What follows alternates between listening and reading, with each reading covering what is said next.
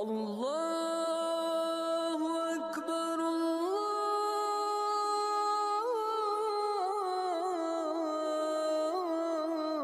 الله أكبر لا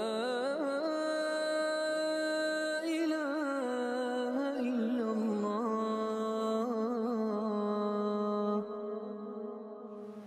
إن الحمد لله نحمده ونستعينه ونستغفره ونعوذ بالله من شرور أنفسنا ومن سيئات أعمالنا. من يهده الله فهو المهتدي ومن يضلل فلن تجد له وليا مرشدا. ونشهد أن لا إله إلا الله وحده لا شريك له، خصنا سبحانه وتعالى بخير كتاب أنزل، وفضلنا وكرمنا وشرفنا بخير نبي أرسل، صلى الله عليه وعلى آله وصحبه وسلم تسليما كثيرا.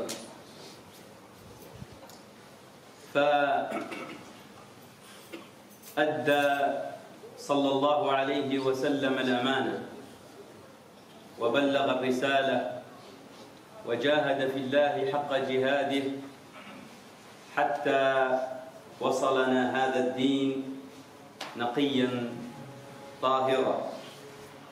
فنشهد من مكاننا هذا أنك يا رسول الله قد بلغت وقد كفيت ووفيت، ونسأل الله سبحانه وتعالى أن يلحقنا بك على صراطك ونهجك وسنتك غير مبدلين ولا مغيرين ولا فاتنين ولا مفتونين، اللهم آمين. أما بعد أيها الإخوة الكرام أيتها الأخوات الكريمات، فخير ما نحييكم به ما حيانا به رب العزة سبحانه وتعالى، وما حيانا به نبيه صلى الله عليه وسلم. فالسلام عليكم ورحمة الله وبركاته. Chers frères et chères sœurs, après louer Allah subhanahu wa ta'ala et le remercier pour ses bienfaits, et donc les plus grands, c'est cette religion qui a été transmise par le prophète sallallahu alayhi wa sallam après une longue vie d'efforts et de lutte et de souffrance parfois. Le prophète sallallahu alayhi wa sallam qui n'a épargné aucun effort pour cette religion nous arrive à nous d'une façon facile et aisée pour nous sortir des ténèbres, de l'ignorance, vers la lumière de la guidance. Ainsi, chaque vendredi, nous devons témoigner de là où nous sommes, de notre mosquée et notre ville, qu'il est, sallallahu alayhi wa sallam, qu'il a accompli ce devoir, qu'il a accompli son devoir comme il se doit. Et nous devons nous rappeler que la mission après lui nous incombe. أيها الإخوة الكرام أيتها الأخوات الكريمات، لنا في هذه الدنيا آمال وطموحات، كل واحد منا بينه وبين نفسه يرغب ويتمنى، يرغب في أن تكون حياته أحسن. كل واحد منا يأمل في النجاح، ينظر الواحد منا بينه وبين نفسه فيجد نفسه مقصرا. نجد أنفسنا مقصرين بيننا وبين الله سبحانه سبحانه وتعالى في فرائضنا، في واجباتنا، في صلواتنا، في كثير من النواحي وفي الكثير من الأوامر والنواهي التي أمرنا بها الله سبحانه وتعالى أو نهانا عنه. وهذا لا بد من التفكر فيه. كما قلنا في الجمعة الماضية أن الإنسان ما يقدرش يتقدم دون أن يحاسب نفسه، دون أن يأخذ وقت من الحين إلى الحين حتى يراجع نفسه ويشوف أين وصل. لما هذه الدنيا طريق وسفر طويل، وها نحن فيها مسافرون، وكل مسافر كما تعرفون لابد أنه يجد في الطريق يافطات لبلاك اللي تقول له كم قضيت، كم مشيت من كيلومتر وكم مازال، وكيف حالك الآن، وكيف سيارتك، وكيف قطارك، وهل إذا أنت مسافر في سيارة كيف حالتها وكيف وضعها، وهل هذه السيارة أو هذه الدابة اللي أنت مسافر عليها توصلك أو ما توصلك. ففي الحقيقة هذه الوقفات لا بد منها. ثم ننظر بيننا وبين أنفسنا فنجد أنفسنا كيف نحن مع أهلينا، كيف الإنسان في علاقته بعد الله سبحانه وتعالى مع والديه ومع أسرته ومع زوجته ومع أولاده ومع جيرانه ومع ذوي الحقوق، خاصة أولو الأرحام. ثم ينظر الواحد منا في وضعه مع جيرانه ومع أصدقائه ومع زملائه في العمل ومع إخوانه في المسجد ومع إخوانه يعني في بلده الأصلي ربما. وهذا كله يفضي بنا إلى التفكر في هذه الآمال. كل واحد منا يحب ينجح، يحب يعيش حياة مستقرة مع أسرته، ويحب يكون مرتاح بينه وبين الله سبحانه وتعالى. هذا هو أملنا في هذه الدنيا، يعني هو أملنا أن الإنسان يستقيم.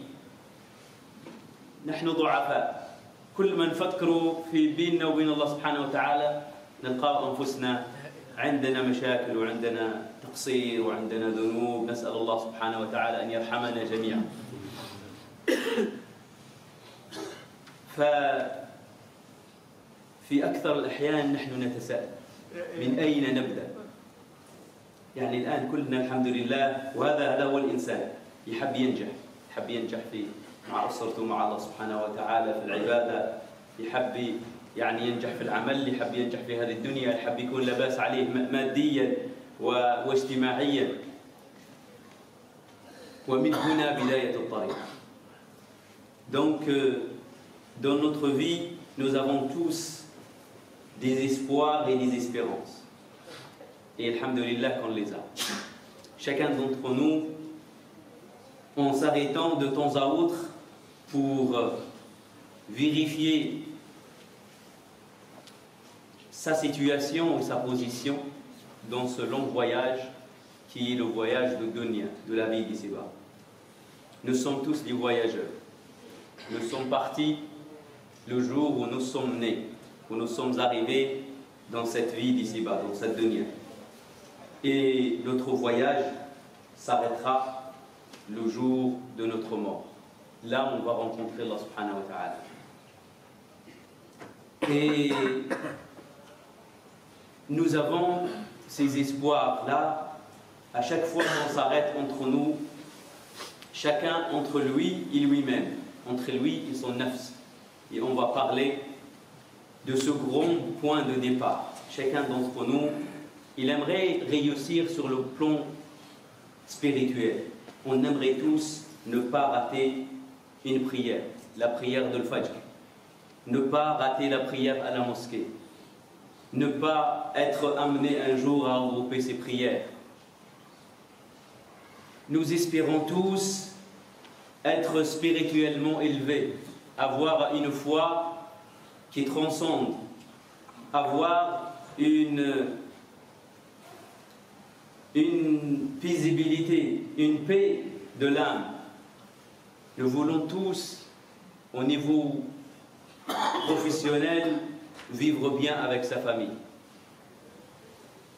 Avoir une bonne situation qui nous permet de bien mener notre vie et de faire plaisir à notre famille, à notre entourage. Et aussi, nous espérons tous, sur le plan social, avoir une relation apaisée et sereine et paisible avec notre famille. Chaque homme, nous sommes tous comme ça, frère.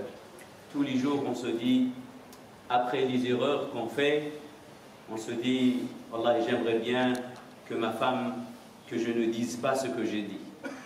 Et j'aurais dû m'abstenir. Je n'aurais pas dû dire ce que j'ai dit à mon voisin, ou à mon père, ou à ma mère, ou à mon fils. Et alhamdulillah, le fait de s'asseoir, de réfléchir, c'est ce grand point de départ. Mais cette réflexion ne nous suffit pas. Pourquoi? Parce que aujourd'hui, aussi en tant que communauté, quand nous regardons notre situation, quand nous regardons moyennement ou cette image de l'islam que nous voyons chez nos concitoyens, dans les médias, dans le monde, quand nous voyons la souffrance de toute l'humanité, mais aussi la souffrance des musulmans partout dans le monde, chacun d'entre nous, il a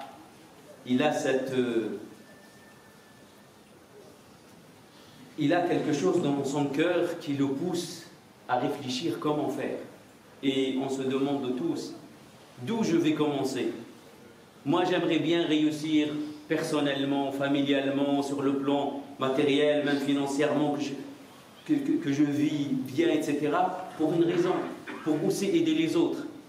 Mais bien sûr, le grand point de départ, si nous voulons réussir tout ça, si nous voulons changer la situation de l'islam ici dans notre vie, dans notre communauté, en France, ailleurs, si nous espérons contribuer et participer pour un monde meilleur, et ce n'est pas une ambition impossible, tout cela nécessite, après la réflexion, une intention sincère, mais aussi de l'action. Et cette action commence dans nous-mêmes. Très souvent, وهذا الذي يقع لنا دائما أنه اليوم أنا لما نفكر في علاقتي بالله سبحانه وتعالى أجد نفسي نادما، أجد نفسي غير راضي، والقليل جدا منا راض عن أدائه، راض عن صلواته، راض عن صيامه، راض عن علاقته بالله سبحانه وتعالى. كلنا نلقى روحنا مقصرين ومذنبين وكلنا. فابتداء من هذا أول شيء يجب أن نفعله هو بيننا وبين أنفسنا، لأنه هذا جميل أننا نفكر بهذا الشكل، ولكن ما لازمش التفكير يوقفنا. ولذلك كلنا دائما نتساءل، وهذا الشيء نعرفوه، ولكن وذكر فإن الذكرى تنفع المؤمنين. إذا أنا اليوم لما نلتقي بمعصية أو بمحرم ما نقدرش ندور راسي، فالمشكلة تبدأ من نفسي. إذا أنا اليوم في العمل لما ما يكون حتى واحد يحرسني أو ما فيش كاميرا نضيع بعض الأوقات في العمل، فمعناها المشكلة فيا أنا. إذا أنا اليوم عندي الوقت باش نوصل الرحم ونتصل بالوالد أو الأب أو الأم أو الأخ، سواء هنا في هذه البلاد أو في بلاد أخرى، ونسلم عليه ونوصل الرحم ونسأل عليهم. إذا أنا عندي الهاتف وعندي الإمكانيات وعندي المال الكافي، ولكن تلقى روحي أسبوع، أسبوعين، 3، 4 أشهر والله عمي كبير مريض، ولكن أحيانا الكثير منا قد يجد نفسه حتى يموت واحد باش يتفكر، أو حتى يقولوا له فلان مرض أو دخل المستشفى حتى يتذكر. أولادنا اللي في المدارس نفس الشيء. إذا حبينا ننجحوا في المدرسة، si nous voulons réussir aussi à l'école, c'est le même principe. Si aujourd'hui j'ai des mauvais résultats et j'aimerais bien m'améliorer dans le trimestre prochain, dans l'examen prochain, il est très bien d'avoir cette réflexion et de revenir, mais aussi il est indispensable de voir pourquoi à chaque fois que nous commençons, nous revenons sur nos pas. هذه هي مشكلتنا. مشكلتنا مع نفوسنا. وما هي نفوسنا؟ نفوسنا هي كياناتنا، هي هذا الشيء الذي بداخلنا اللي يوجهنا ويقودنا ويأمرنا وينهانا. بعقلك لما تفكر تحب شيء معين، تحب وضع معين، لكن لما تجيك نفسك تلقى علاش نحبوا حاجة ونلقاو رواحنا نديروا في حاجة أخرى. هذه مشكلة. Et très souvent c'est ce qui nous arrive. C'est entre nous et entre nous-mêmes, entre nous et nos âmes, entre nous et nos nafs, entre nous et nos égos. Le point de départ et du commencement, le grand problème est ici. Pourquoi à chaque fois que je me dis aujourd'hui je vais lire un peu de Coran, même quelques versets, pourquoi je le fais un jour et après je ne le fais plus? Pourquoi je me dis je ne devrais plus me tromper de façon de parler avec ma femme ou avec mon enfant, avec mon voisin, etc. Et on recommence. Subhanallah, 2-3 jours après, nous revenons à ce que nous faisons ou à ce que nous faisions. Et le prophète sallallahu alayhi wa sallam nous a bien mis en garde. Et il nous a bien montré que si tu veux réussir, si je veux réussir,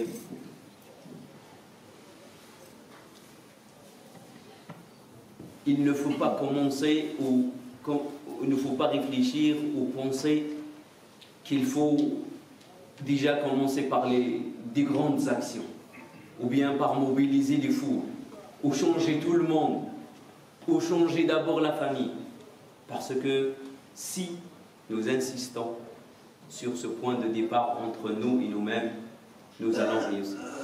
Nabi sallallahu alayhi wa sallam كان يعلم الصحابة رضوان الله عليهم أن كل عمل وكل إصلاح، هذه الطموحات كلها تأتي في إصلاح وضع المسلمين وفي إصلاح وضعك وفي عبادتك مع الله سبحانه وتعالى وفي وضعك المادي والأسري وفي مسجدك وفي مدينتك، إن لم تتغلب على نفسك، هذه هي المعركة الأولى. C'est la première bataille à mener. إذا ما غلبتش نفسك لما تقول لك كل هذه وما تقدرش تحكم في نفسك لازم تروح تاكلها، فهذه مشكلة. إذا ما بديتش منها، إذا جات نفسك تذكرك بالذنب وما قدرتش، إذا شفت حاجة في تليفونك أو في الإنترنت أو في الطريق وما قدرتش محرم وما قدرتش تدور راسك، فاعلم أن العمل يبدأ من هنا. وإذا في كل خلل وخطأ نخطئه فيجب أن نعلم أن البداية تكون بيننا وبين أنفسنا. والحمد لله في هذا الدين عندنا وصفات شافية حتى نصلح هذه النفس، لأنه من انتصر على نفسه فقد. المعركة الأولى مع نفسك، إذا غلبت نفسك كل المعارك قدامك تربحها. معركتك مع الشيطان تربحها، ومعركتك في العمل تربحها، وتقدر تنوض بكري للصلاة، نعم، وتقدر تصوم قد ما بغيت، نعم، وتقدر تقرأ القرآن قد ما تريد ومثل ما تتمنى، نعم. Donc tout commence par notre nafs, par cette première bataille. Si j'arrive à maîtriser mon nafs, parce que mon nafs c'est quoi? Elle fait quoi mon nafs? C'est elle qui me donne, avec mon cerveau, avec ma raison qu'Allah subhanahu wa ta'ala m'a donné, j'aimerais bien être meilleur, j'aimerais bien faire plus, faire mieux, faire... Mais je me retrouve un quart d'heure après de faire quelque chose qui est autre. ترجو النجاة ولم تسلك مسالكها إن السفينة لا تجري على اليبس. هذا الشاعر يقول لك أنت تحب النجاة، تحب تنجو، تحب تنجح، ها طريق النجاح من هنا، ونفسك تقول لك روح منه. إذا ما خليتش طريق النجاح مثل السفينة، أنت تعمل تخدم بابور أو سفينة أو فلوكة تمشي على اليابسة على الأرض ولا على البحر. Si tu veux réussir, tu dois emprunter le chemin de la réussite qui commence par nous-mêmes. Et le premier principe en islam, c'est que tu dois désobéir à ton nafs. Tu dois la surveiller. La dernière fois, on a parlé de l'muhasaba et de cette sorte de comptabilité que nous devons faire chaque jour. Pourquoi? Et on a dit, pour que si nous trouvons des défauts chez nous, nous devons nous corriger. Nous devons nous punir même, comme on le fait avec nos enfants. Si tu as quelqu'un qui travaille, un salarié chez toi, et si tu le laisses en surveillance, il va faire n'importe quoi. Si tu ne le corriges pas, tu ne le punis pas, il va être de plus en plus tordu. Et nos enfants, c'est pareil. Si on laisse nos enfants faire l'erreur après l'erreur et on ne les corrige pas, ça ne va pas mener vers le bon chemin. Et notre nefs, c'est pire. Notre nefs, si on la surveille pas, comme les caméras qu'on met pour la surveillance. Et j'ai cité l'exemple de celui qui se surveillait, il n'arrivait pas à se rappeler d'Allah subhanahu wa ta'ala, il a mis une caméra chez lui. Et après un mois, il a dit subhanallah, la caméra je m'en rappelle, mais Allah subhanahu wa ta'ala je l'oublie à chaque fois. Et son comportement chez lui a changé. Et c'est ce que nous devons peut-être faire. Et notre nefs, c'est comme l'enfant. Le poète, il dit en arabe, ça c'est le très grand poète connu, le Bousayri wa tiflu wa nefsu ka tifli in tuhmilhu shabba ala hubbi rada'i wa in tafsimhu wa in taftimhu yanfatimi. Ce poète qui a bien mené l'expérience entre lui et lui-même, il dit dans ce poème il était fait au départ pour l'éloge du prophète sallallahu alayhi wa sallam. Il parlait des qualités du prophète sallallahu alayhi wa sallam. Il nous dit comment le prophète sallallahu alayhi wa sallam arrivait toute la journée, il faisait da'wah, il s'occupait de sa famille et toute la nuit il arrive à prier jusqu'à ce que ses poings parfois et ses talons se fissurent. Et on a besoin d'un grand effort, d'un grand changement dans nous-mêmes pour le faire. Il dit, notre nefs, c'est comme l'enfant.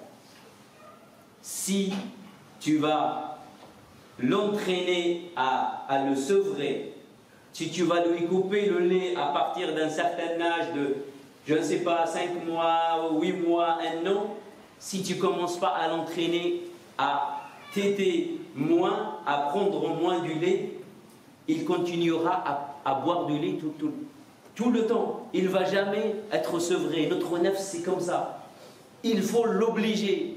Il faut user de tous les moyens. Si tu vas l'entraîner, tu vas y arriver. Mais si tu vas le laisser, tu ne vas jamais y arriver.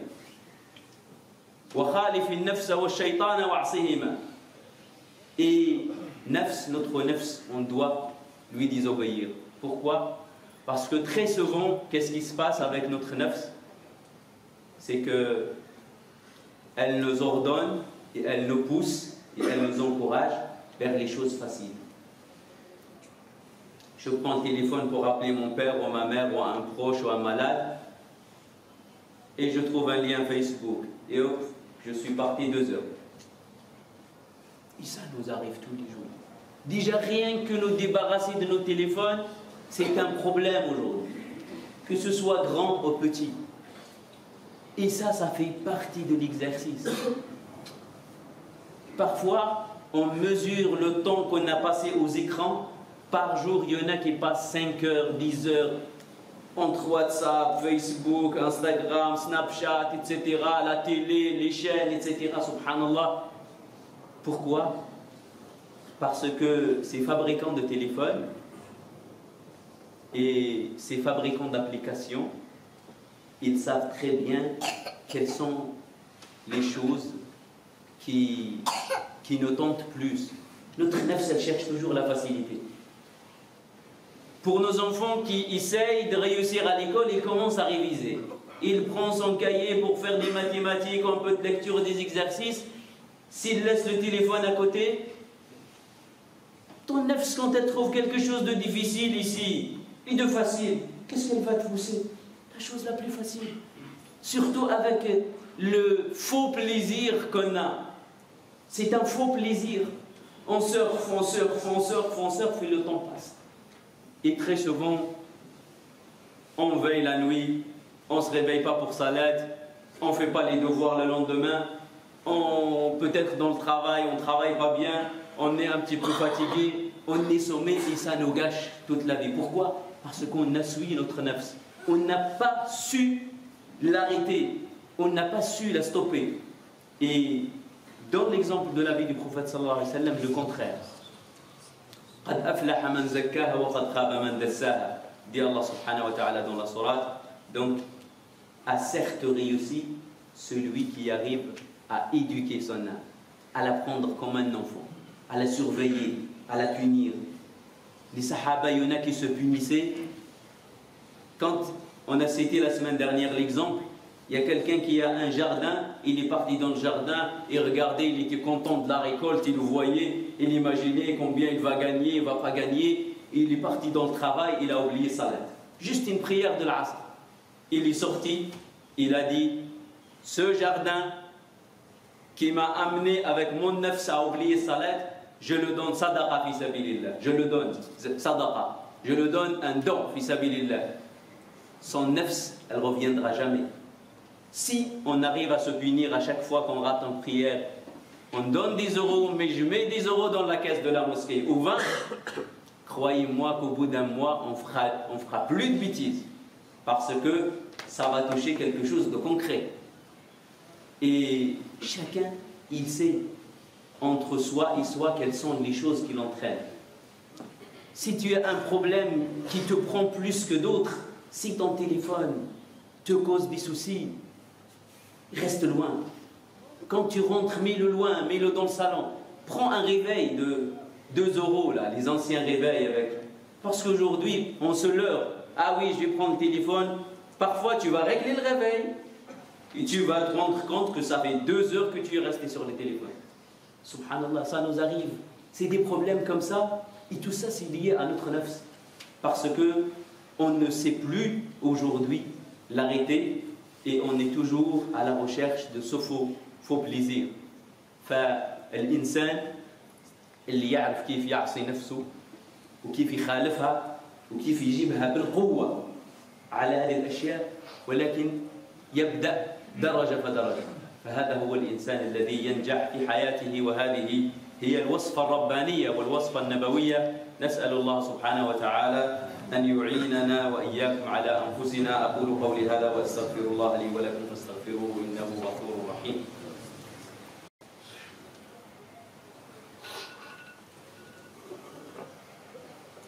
بسم الله والصلاة والسلام على رسول الله محمد بن عبد الله وعلى آله وصحبه ومن والاه ومن استنى بسنته واهتدى بهداه أما بعد أيها الإخوة الكرام أيتها الأخوات الكريمات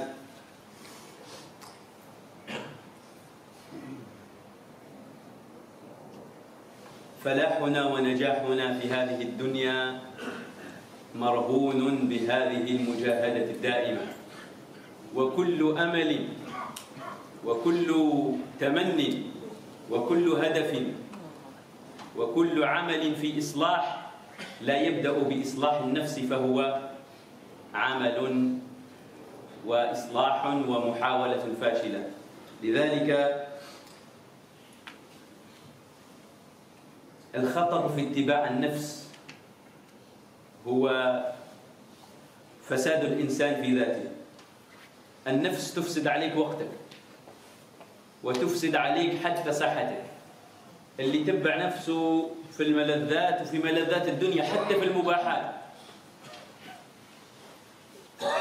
اللي تبع نفسه في شهوة الأكل حتى الأكل مباح ما هوش حرام لكن إذا تبع الإنسان نفسه في الأكل ورخالها وخلالها الحبل وترك لها الحبل مشكلة، يفسد صحته ويفسد وقته ويفسد عبادته. وإذا ترك الإنسان لنفسه الحبل والخيط وخلالها هي اللي تقوده فيفسد ماله ويفسد صحته. فكل الخسران هو في مطاوعة هذه النفس والانقياد لها، وكل النجاح والفلاح هو في مخالفة هذه النفس. وترويض هذه النفس لا بد أن يكون درجة فدرجة.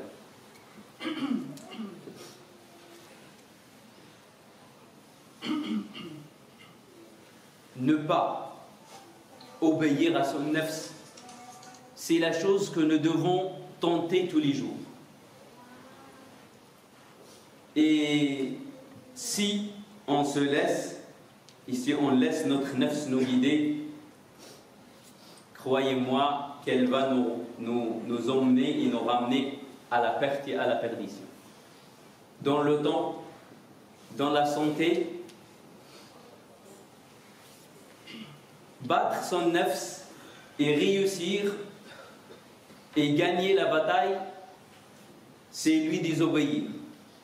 Sinon, tu vas perdre ton temps.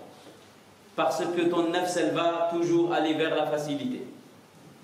Tu vas perdre ta santé. Parce que même avec des choses licites, comme le divertissement et comme le manger et le boire, si t'en mets trop, ta santé va être affectée et affaiblie. Et ton nafs va te ramener à la perte en perdant ton temps, ton argent, ta santé. C'est pour ça Allah subhanahu wa ta'ala, il jure, Allah subhanahu wa ta'ala jure, il jure par le soleil, par la lune, par tout ce qu'il a créé pour nous dire à la fin, certes a réussi celui qui a éduqué son nafs en lui désobéissant. Et celui qui la suit, c'est celui qui va perdre. Perdre dans tout.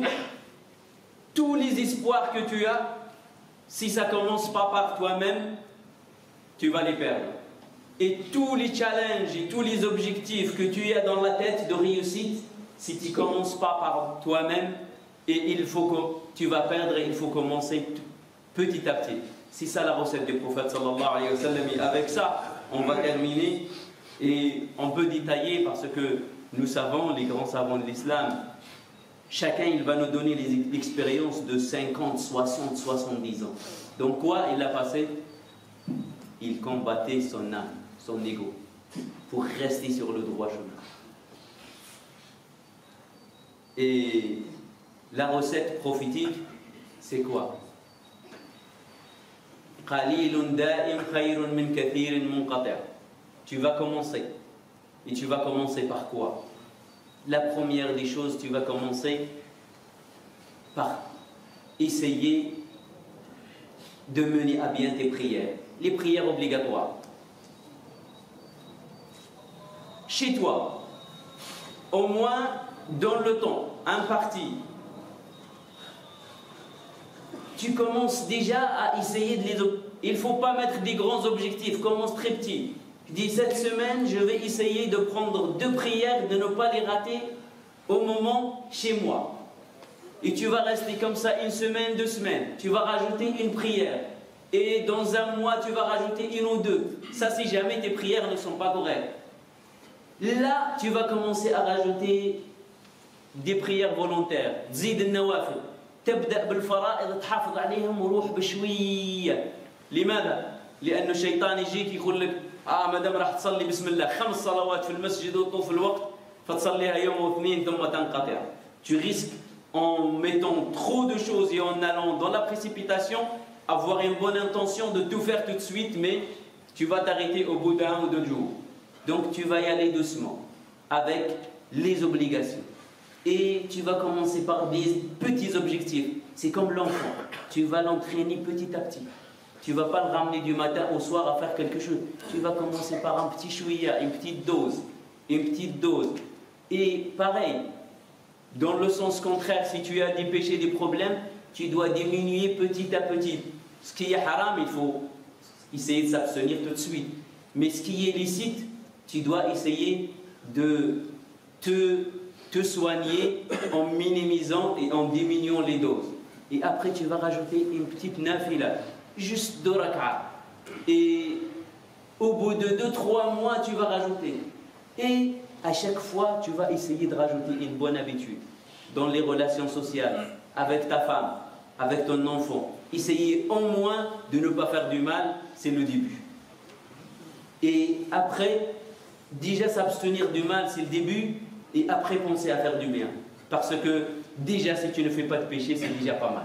On ne va pas te demander de... Et le sahabi qu'on a suivi, on a trouvé qu'il ne faisait pas grand-chose. Le prophète a dit, celui qui veut voir quelqu'un des gens du paradis, qu'il regarde ce monsieur-là, celui qui rentre par cette porte. Et quand les sahabas l'ont suivi, ils ont fait l'enquête, ils ont trouvé qu'il ne fait pas grand-chose. Pas de ses prières. Après l'Isha, il dort, il s'occupe de sa famille. Mais il bat son nafs. Chaque jour, le combat le soir. Toutes les haines, ils les enlèvent. Il dit, Allah, moi je pardonne tout le monde. Et pardonner tout le monde, ce n'est pas un effort facile.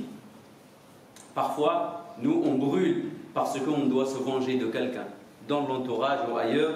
Donc, cette recette prophétique nous stipule de commencer petit à petit et essayer de réfléchir, avoir ces moments de réflexion sur soi. Et à partir de là, tu vas réussir. Dans le travail, dans la famille, dans l'adoration, dans la lecture du Coran, dans la spiritualité. Tu veux être plus proche d'Allah subhanahu wa ta'ala, tu veux être meilleur dans ton travail, etc. C'est y aller petit à petit et avoir ces moments et appliquer cette recette du prophète sallallahu alayhi wa sallam, de se surveiller, de se rappeler du regard d'Allah subhanahu wa ta'ala et de lui demander toujours et surtout de l'aide, parce que en premier lieu et dans le dernier lieu, si c'est grâce à Allah subhanahu wa ta'ala que nous allons réussir.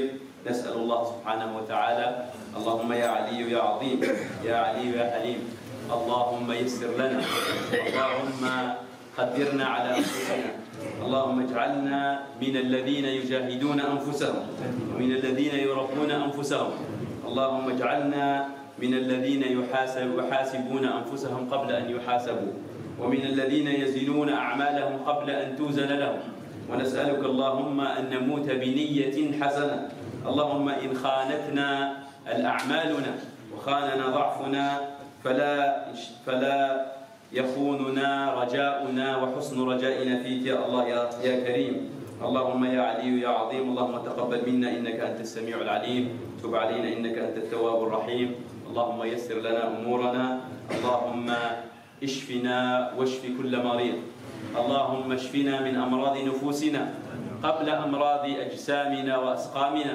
واشف كل مريض اللهم من كان مريضا فاشفه يا أرحم الراحمين يا رب العالمين اللهم اهدنا جميعا واهد جميع المسلمين اللهم اهدنا إلى خير وإلى أفضل الطرق إنه لا يهدي لأفضلها خيرا إلا أنت يا أرحم الراحمين يا رب العالمين اللهم وحد صفنا وقوي كلمتنا واجعل المحبة بيننا وغلبنا على أنفسنا وصل اللهم وسلم وبارك وأنعم وتحنن وتكرم على سيدنا محمد وعلى آله وصحبه أجمعين بعض واحد من الإخوة وأخت أيضا هم مرضى فمنهم من هو في المستشفى نزوره في مسجدنا هذه الأيام وكذلك هذه الأخت فنسأل الله سبحانه وتعالى لهم الشفاء اللهم اشفهم شفاء عاجلا اللهم شافهم إنك أنت القدير على كل شفاء اللهم شافهم شفاء كاملا تاما لا يغادر سقما واشف جميع مرضى المسلمين وصل اللهم وسلم وبارك وأنعم وتحنن وتكرم على سيدنا محمد صلى الله عليه وسلم وقوموا إلى صلاتكم يرحمني ويرحمكم الله